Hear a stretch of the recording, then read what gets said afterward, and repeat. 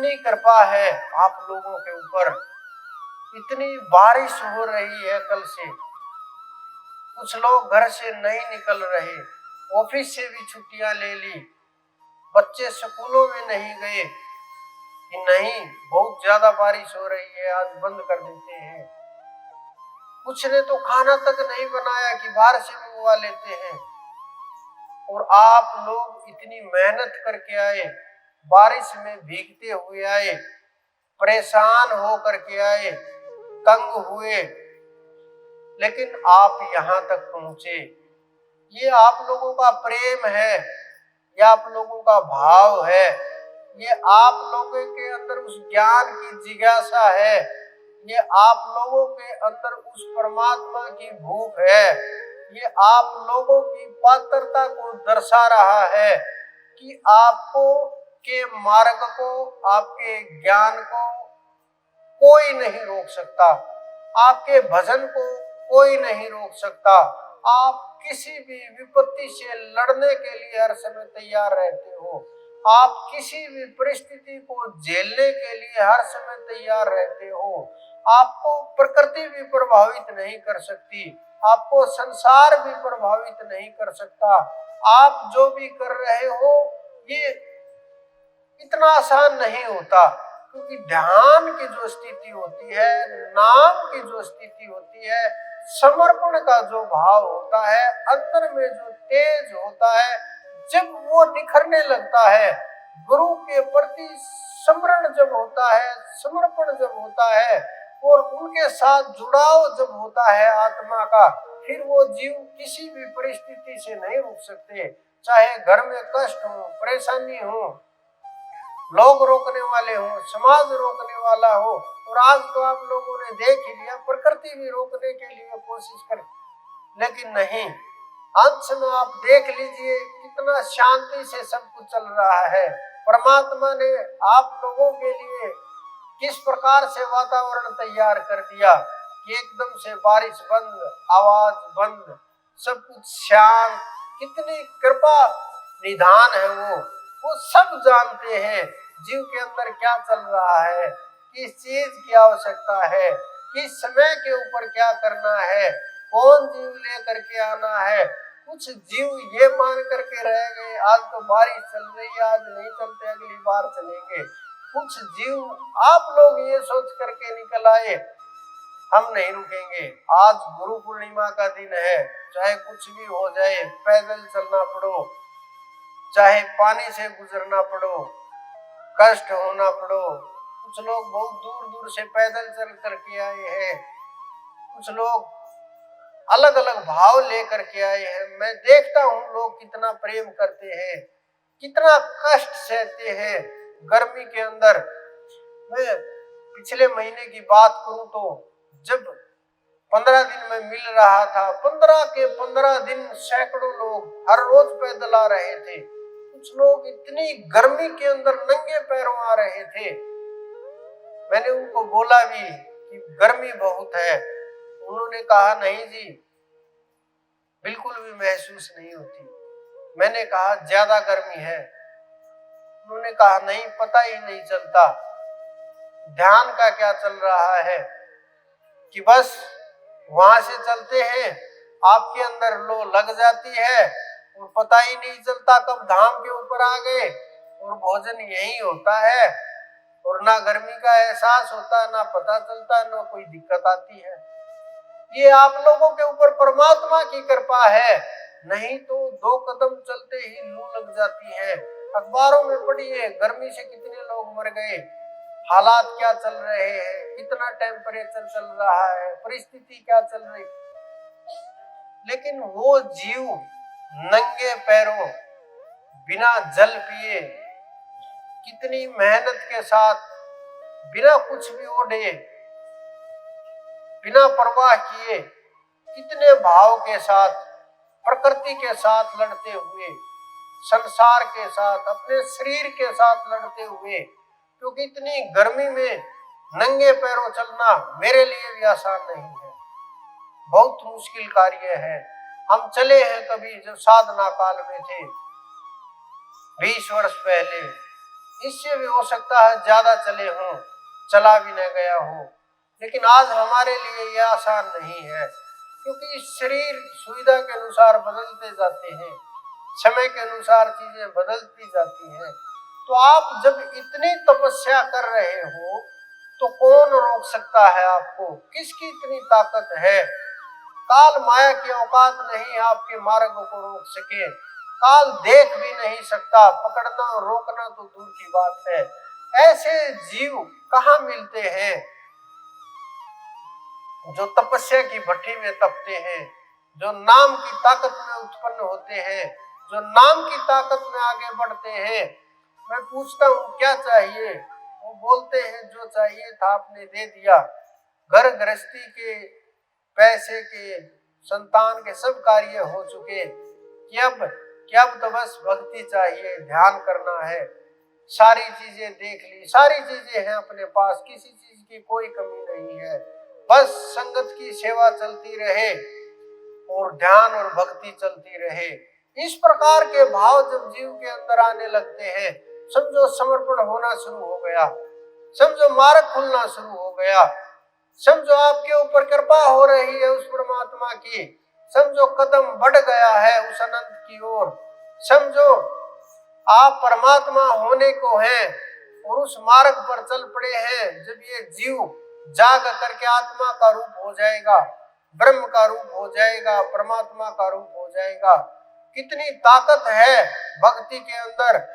ये जीव, छोटा सा जीव उस अनंत के अंदर समा जाता है और वो अनंत का ही रूप हो जाता है। वो परमात्मा कितना कृपा निधान है, हमारे जैसे मूर्ख को भी अपने हृदय में स्थान दिया, हमारे जैसे मूर्ख को भी वो वहां तक ले करके गया, निज धाम तक ले करके गया। जो लोग कहते हैं कि परमात्मा दिखते नहीं है, मुझे तो आश्चर्य आता है ऐसे लोगों के ऊपर। फिर वो बोलते हैं कि हम गुरु हैं। असंभव, गुरुपद के आसपास भी नहीं। मैं तो उन्हें साधक तक नहीं मानता, क्योंकि साधना करने वाले लोग भी ये उम्मीद रखते हैं कि मैं साधना कर रहा हूँ और परमात्मा प्राप्त होंगे और परमात्मा हमें हृदय में स्थान देंगे, परमात्मा अपने निज धाम में स्थान देंगे, उस सचखंड में हमारा वास होगा, उस अनंत में हमारा वास होगा और हम वहां तक पहुंच पाएंगे। लेकिन जो लोग ये बोलते हैं परमात्मा नहीं दिखेंगे, परमात्मा अनुभव नहीं होंगे, बस मान लीजिए निराकार है, ये बेवकूफी भरी बातें हैं, ये भ्रम पैदा करने वाली बातें हैं। ये जीव को वहीं रोक लेंगी। ये ना समय आगे बढ़ रहे हैं, ना आपको आगे बढ़ने देंगे, ना आप जागे हुए हैं, ना आपको जागने देंगे। आप भी सोए हुए हैं, आपको भी सुला रहे हैं, खुद भी मूर्ख बने हुए हैं, आपको भी मूर्ख बना रहे हैं। लेकिन आप लोग जिस तरह से लगन में हैं, जिस तरह से प्रयासरत हैं, जिस तरीके से, जिस जल्दबाजी से, जितनी मेहनत से कमियों को दूर करने की कोशिश कर रहे हैं, वो ज्यादा दिन दूर नहीं है। जीवों को ज्ञान होने लगेगा, निखर निखर के जीव आने लगेंगे, परमात्मा के दरबार की बात बताने लगेंगे। दूर नहीं है, ये बिल्कुल भी दूर नहीं है, क्योंकि हमने देखा है अनुभव करके। 8-10 साल पहले भी ये चीजें बड़ी नहीं है, उस समय भी हमने परीक्षण कर करके देखा था। जीव एक पल में पार चला जाता है, कोई 2 पल भी नहीं लगते। एक पल बोला तो एक पल में ही चला जाता है। इतनी उस परमात्मा की कृपा रही है। जीव बड़ी बात नहीं है, क्योंकि भ्रम का पर्दा हटाना है। कोई बाहर से आकर के परमात्मा फिट नहीं करना, कोई बाहर से ला करके कोई गुरु फिट नहीं करना, कोई बाहर से चीज ला करके अंदर नहीं घुसानी। वो आप सबके अंदर में विराजमान है, वो आपके अंदर में रहता है।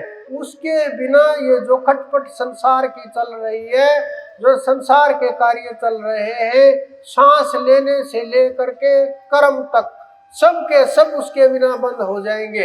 अगर वो एक बार निकल करके चला तो आपके पास कुछ नहीं बचेगा, फिर तो ये शरीर रह जाएगा, वो यहीं गिरेगा, कुछ आना जाना नहीं होगा। इसी प्रकार से उठाएंगे और इसका दाह संस्कार करके आ जाएंगे। किसी काम का नहीं रहेगा ये शरीर। जानवरों के हड्डियों से तो कुछ ना कुछ बना लेते हैं, जानवरों की खाल से तो कुछ ना कुछ बना लेते हैं, लेकिन मानव का चरम तो इस काम भी नहीं आता कि कुछ किसी के काम आ जाए, कुछ समाधान हो जाए। तो आप जब भजन करेंगे, जब आप सुमरण करेंगे, जिस लगन मेहनत के साथ आप लगे हुए हैं, अगर यही मेहनत और यही लगन रही तो वो समय दूर नहीं है। कोई भी ब्रह्मांड के अंदर नहीं रोक सकता, कोई भी नहीं, किसी की इतनी क्षमता नहीं है आप लोगों को रोक सके, क्योंकि सबके अंदर एक सीमित ताकत होती है। किसी तंत्र के अंदर इतनी क्षमता नहीं है कि वो साधक को रोक दे, किसी मंत्र के अंदर इतनी क्षमता नहीं है कि वो नाम को रोक दे, किसी भी काले जादू के अंदर इतनी ताकत नहीं है साधना को काबू में कर सके, नाम को काबू में कर सके। लोग भागते रहते हैं तंत्र सिद्ध करने के लिए, लोग भागते हैं मंत्र सिद्ध करने के लिए, लोग प्रयास करते हैं यंत्रों को सिद्ध करने के लिए, लेकिन हम भागते हैं जीवों को जगाने के लिए, आत्मा को जगाने के लिए, परमात्मा तक पहुंचाने के लिए। हम प्रयास करते हैं जो साक्षात परमात्मा ने प्रकट की है, जो ये मूर्तियां परमात्मा की बनाई हुई हैं, इनमें वो जागृति पैदा हो कि ये जीव बोले हम ही ब्रह्म हैं, हम ही वो तत्व हैं जिसको जानने के बाद आना और जाना शेष नहीं रहता। हम इस प्रयास में लगे हुए हैं। जब इस दिन का इंतजार है कि जीव ये स्वयं बोलने लगे कि हम परमात्मा हैं, कुछ खोना और पाना शेष नहीं रहेगा, कुछ आना और जाना शेष नहीं रहेगा, कुछ मिलना और मिलाना शेष नहीं रहेगा, न परमात्मा दूर होगा, न गुरु दूर होगा, न आप दूर होंगे, सदा सदा के लिए एक हो जाएंगे, सदा सदा के लिए मिलन हो जाएगा। तो आप कुछ लोग यहाँ इस प्रकार के भी आए हुए हैं, भिन्न भिन्न गुरुओं के जो शिष्य हैं, मैं तो यही कहूँगा कोई भी किसी भी गुरु का शिष्य हो, प्रयास करो। आज गुरु पूर्णिमा है, गुरु के ध्यान का, जिसका गुरु समर्थ है, समर्थ गुरु का ध्यान करो। समर्थ गुरु के ध्यान के बाद सबके सब गुरु समर्थ के अंदर विराजमान हो जाते हैं, क्योंकि जितने भी गुरु इस ब्रह्मांड के अंदर हैं, सब के सब अंदर से एक हैं। बाहर से दो नजर आ सकते हैं, शरीर दो हो सकते हैं, विचार दो हो सकते हैं, मन दो हो सकते हैं, रहनी अलग अलग हो सकती है, कर्म करनी अलग अलग हो सकती है, लेकिन अंदर से जो जल है वो सबका एक ही है, क्योंकि उन्होंने भी जान लिया, उसने भी जान लिया, सबके सब गुरु उस समर्थ के अंदर निवास करते हैं। तो आप उस समर्थ का ध्यान करते हुए, समर्पण करते हुए, जितना भी आप ज्यादा सुमरण कर सके आज, क्योंकि आज के दिन, वैसे तो मैं हर दिन, हर पल, हर समय, हर घड़ी उसी परमात्मा की मानता हूँ, उसी की कृपा मानता हूँ, और हर दिन को मैं एक जैसा मानता हूँ। फिर भी विशेष उत्सव है, गुरु और शिष्य को लेकर के ये दिन निर्धारित किया गया है हमारे महात्माओं की, प्रकृति के द्वारा तो नहीं कहूँगा मैं, क्योंकि प्रकृति ने तो सब कुछ बराबर ही बनाया है। हमारे संतों के द्वारा, हमारे महात्माओं के द्वारा एक विशेष दिन चुन लिया गया कि इस दिन गुरु का गुणगान करेंगे। वैसे मैं तो अपने गुरु का गुणगान हर रोज ही करता हूँ, क्योंकि मेरे दिन की शुरुआत गुरु से ही होती है, और शुरू और अंत दिन खत्म नहीं होता, क्योंकि हर समय वही चलते रहते हैं। मैं दूसरे को, किसी को नहीं मानता, चाहे कोई भी हो, कितना भी बड़ा हो, कुछ भी हो, मैं एक ही चीज देखता हूँ, मेरे गुरु से श्रेष्ठ इस ब्रह्मांड में कोई नहीं है, न था, न है, न होगा, क्योंकि परमात्मा तक भी वही ले जाने वाले हैं, वही सब कुछ प्रदान करने वाले हैं, वही समर्थ हैं, वही सच्चे बादशाह हैं, जो आप सबके अंदर विराजमान होते हैं। तो आप ध्यान कीजिए, सुमरण कीजिए और उस परमात्मा के समर्पित हो जाइए। अगला जो सत्संग का प्रोग्राम होगा वो आप सबको पता ही है, 9 तारीख का होगा पूर्णिमा के दिन। तो आप सेवा कीजिए संगत की, क्योंकि संगत हर रोज बढ़ रही है, सेवादारों की आवश्यकता है। एक दूसरे का सहयोग कीजिए, परमात्मा का ध्यान कीजिए, सुमरण कीजिए और आप सबके अंदर विराजमान उस परमपिता परमेश्वर मेरे गुरु मेरे इष्ट को मेरा बार बार प्रणाम।